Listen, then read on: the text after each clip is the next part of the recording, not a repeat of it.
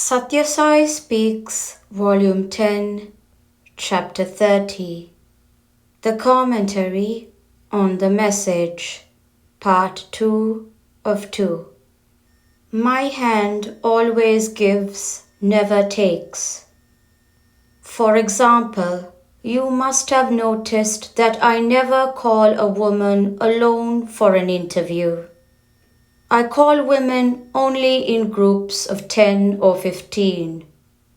I want that you should note this and infer that one has to be extremely cautious in dealing with the opposite sex. For though I am above and beyond the gunas, since this body is obviously masculine, I want to teach both men and women how they have to regulate their social behavior and be above the slightest tinge of suspicion or of small talk. Again, I am active and busy all the 24 hours of the day. Every day the mail brings me thousands of letters, and you hand over to me personally hundreds more.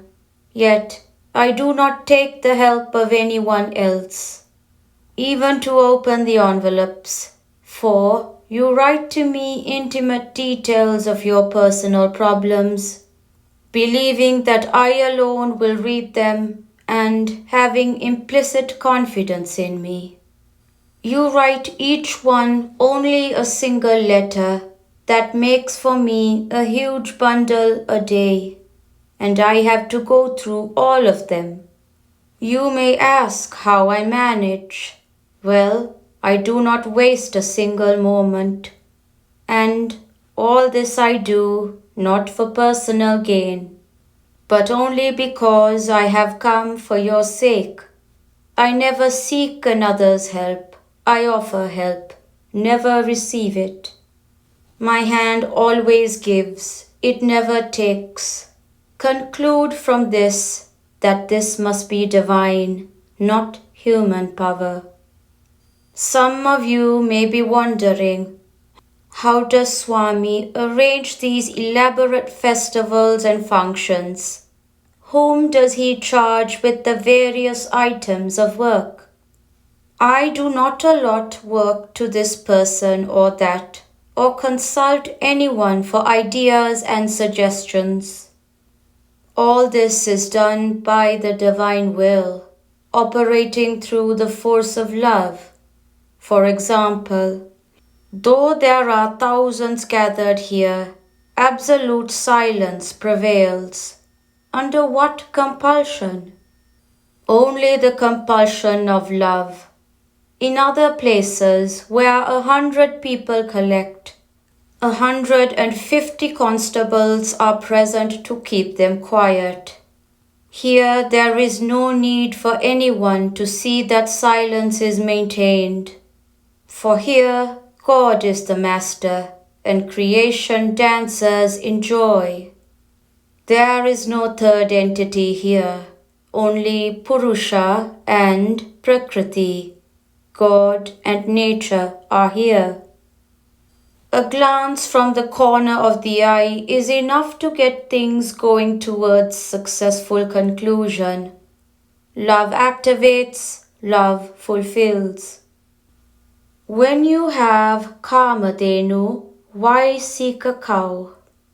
When the giver of grace is here, you run after persons who claim that they got this or the other article from me, or were blessed with this gift from me. When you have the Kamadhenu, wish-fulfilling cow, here with you, why seek to know and secure a cow? Kamadhenu can give you all that you need. When you have Kalpataru, wish-fulfilling tree, why bother about fruits on a tree? Kalpataru can give you all that you ask. When you have here the mountain of gold and silver, why cringe for silver and gold from persons who are themselves beggars? When you have God coming among you to support and sustain you, why grovel before crude, vulgar entities?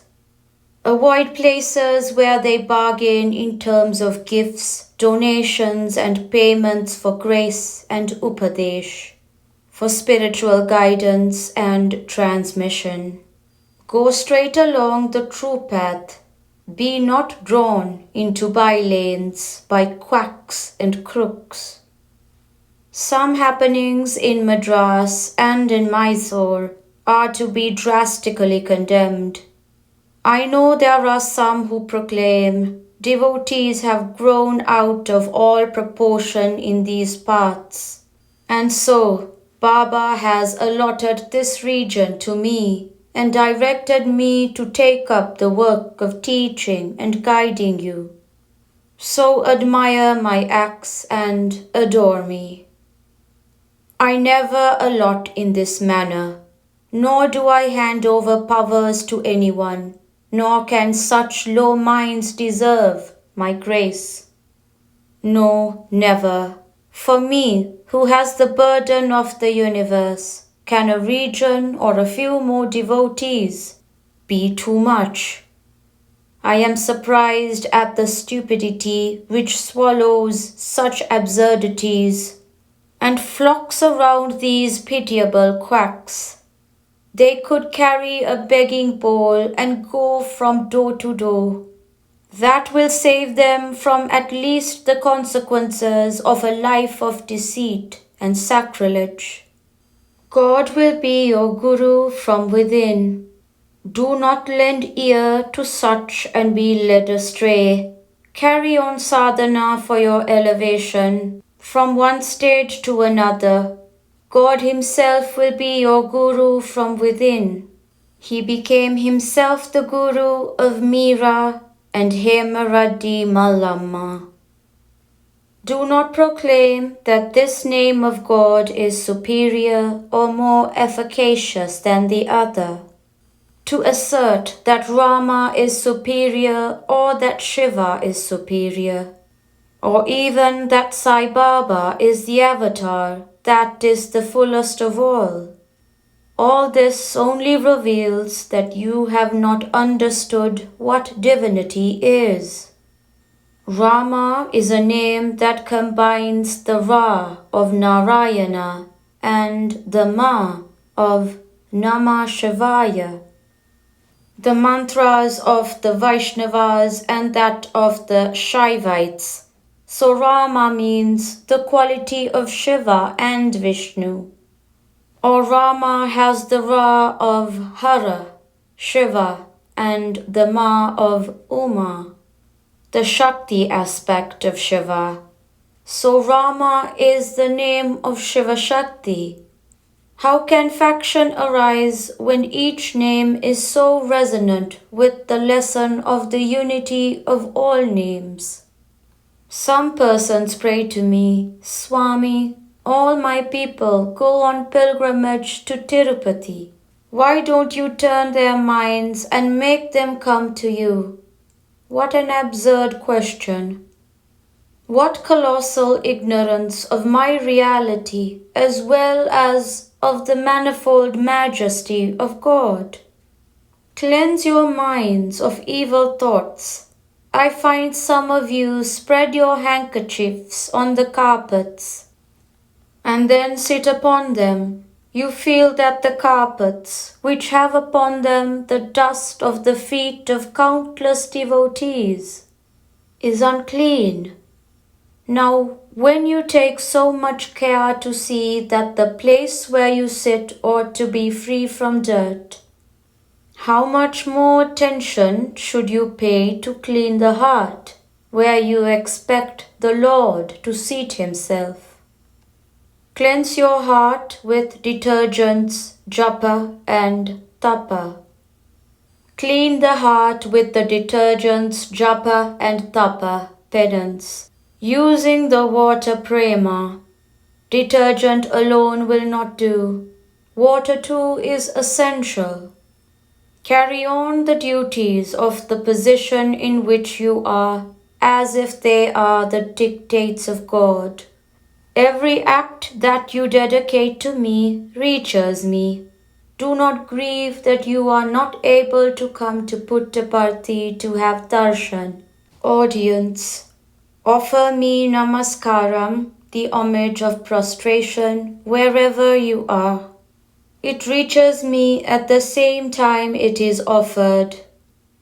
Resort to the recitation of the name when your mind is agitated by fear, anxiety, or grief.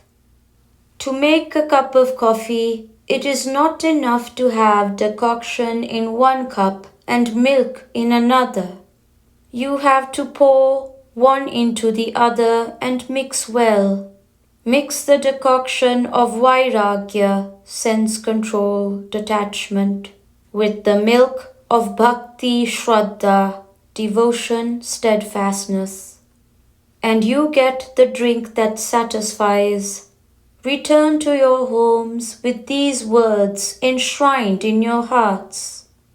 Ruminate over them alone and in silence. Then it will be easy for you to put a few of these ideals into daily practice and ascend step by step the heights of spiritual achievement. End of part 2 of 2. Dashara, Prashanti Nilayam, October 11, 1970.